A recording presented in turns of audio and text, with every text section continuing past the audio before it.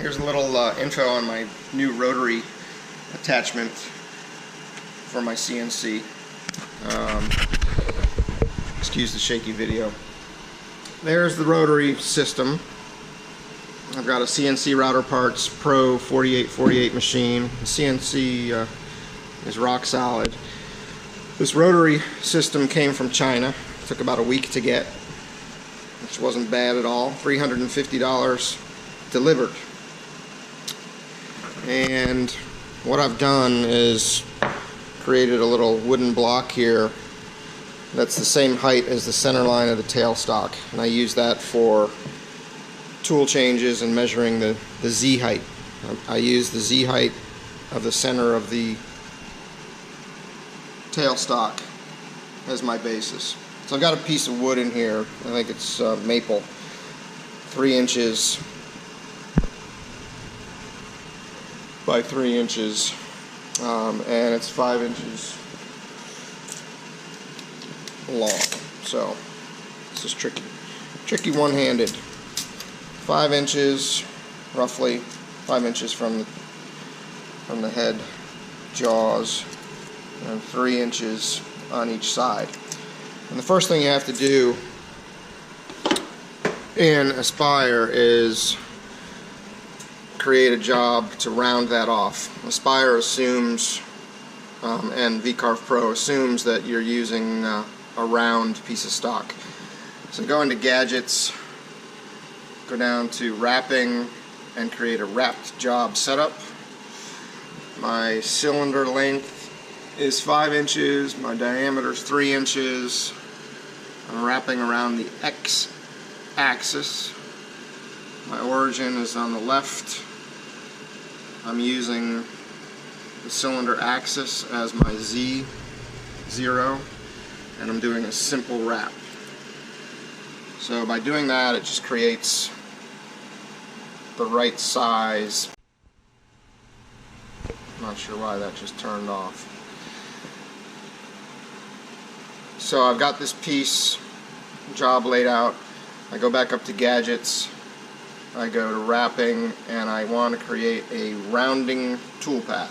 And this is going to round off my blank and turn it into a round cylinder. So size of the blank that I'm starting out with is 3 inches, and I'm going to do an optimized raster.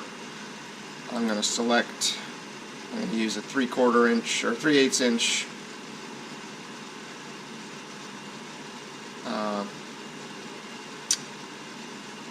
ball nose bit and hit OK.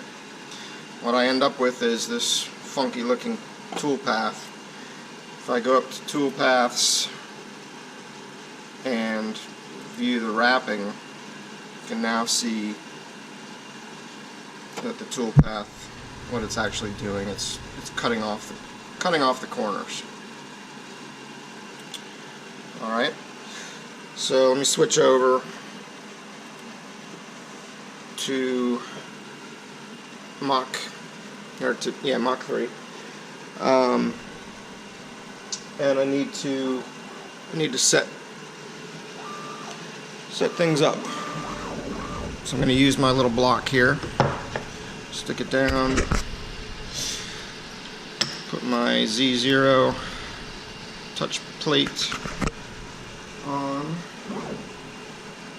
and hit Auto Tool 0 in Mach. So now my Z is zeroed out. Good. And now let's zero out my X and my Y.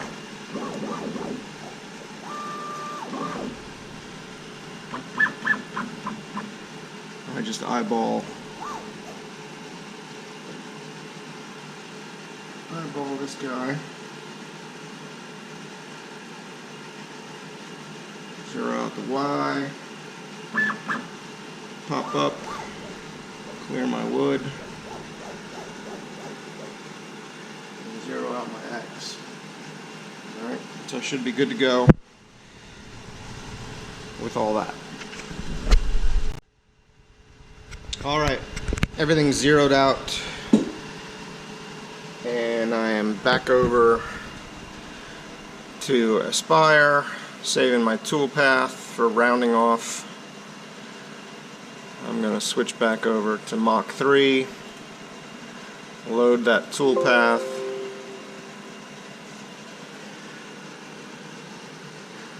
and before I forget, put my dust shoe back on here.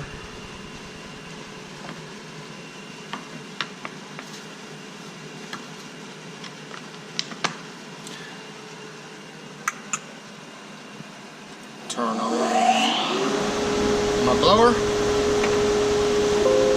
Start again.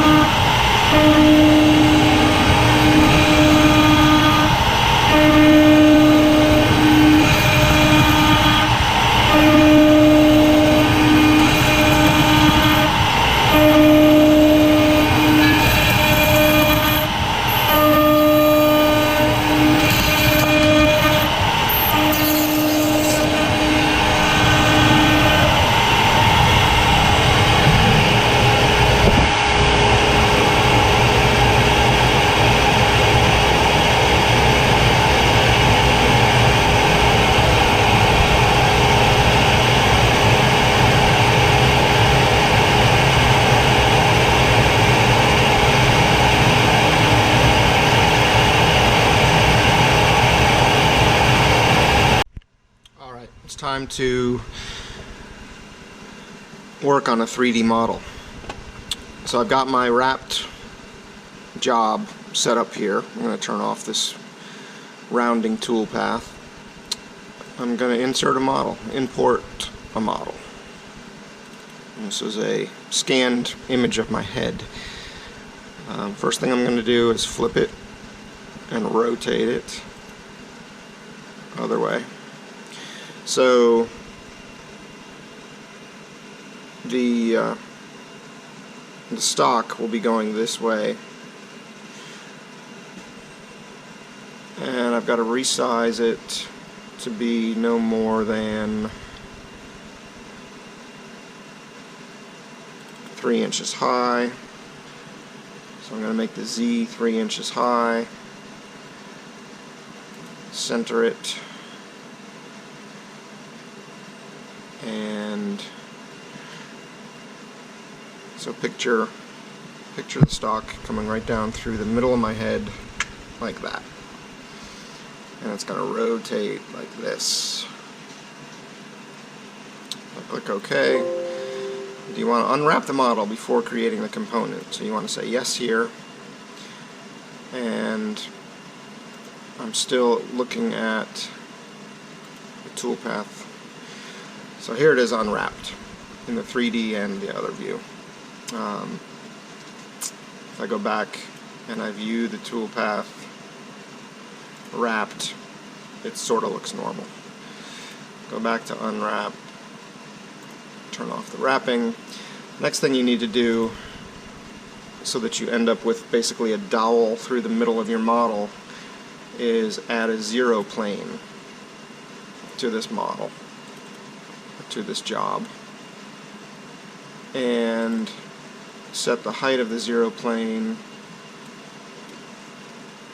to basically the diameter that you want this dowel to be. So I want it to be about a 1/4 inch. So I'm going to put 1/4 inch height in the base height, and I'm also going to change the combination so that it doesn't add to the height, it just becomes part of it. So once I do those two things, I end up with something that looks like this. If I go back to toolpaths, toolpath drawing, and wrap, you'll see what it did there. So this is what the final model is going to look like coming off the rotary. And then I can trim off the pieces at the end. Okay? So from here, it's just a matter of, I'm going to go back and turn off my wrapping, creating your roughing toolpath. Make sure that the thickness is correct on the model. It's a little bit off. I've got to go to make sure that it's not more than 1.5 inches thick. Otherwise it won't fit. Now I'll go back. Check my materials. Good. Do a roughing toolpath. I'm going to use I'm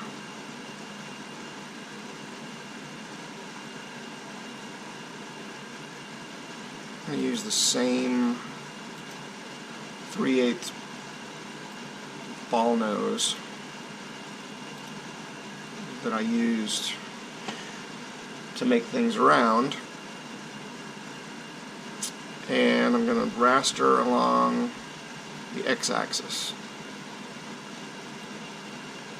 and I'm going to leave a little bit of stock. So once I've done that, you can see it here. Go back to toolpaths, turn the wrapping on, and you'll see how it's planning to do that. And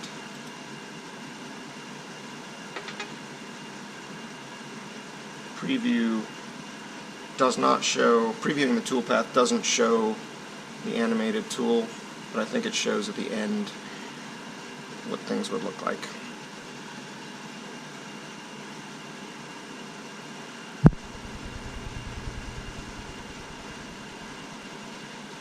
Takes a while.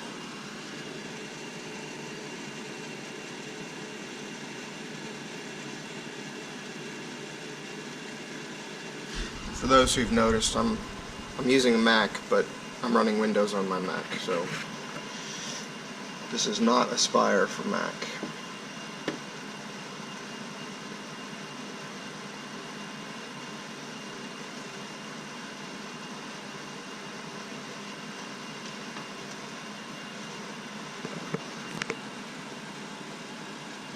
There, it's done. So, there's the rough version of the model. So I'm going to save 3D roughing toolpath. The other important thing here is to pick the right post-processor. I forgot to mention that before, but you want to pick, in my case, Mach 2 and 3 wrapping Y to A. I'm going to save this roughing toolpath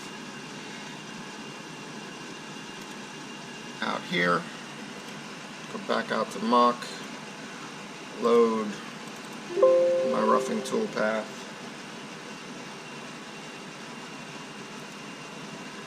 and I don't have to change anything tool-wise. Let's give it a go.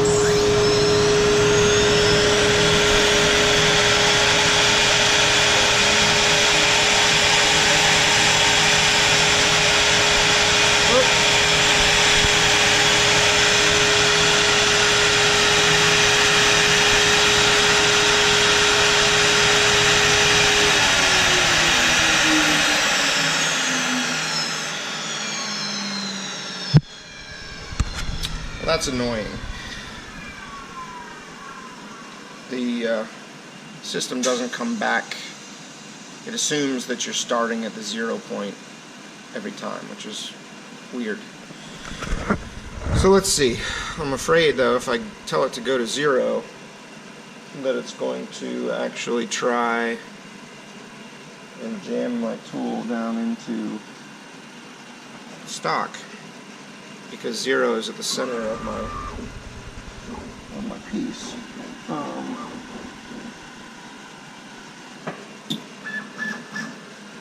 So let's see. I'm manually jogging things right now. And figure this out. I'll come back. Okay. I think I've got everything zeroed out, ready to roll, start this job again. I've got my bit at A0, X0, Y0, and Z 1.5. Let's see what that does.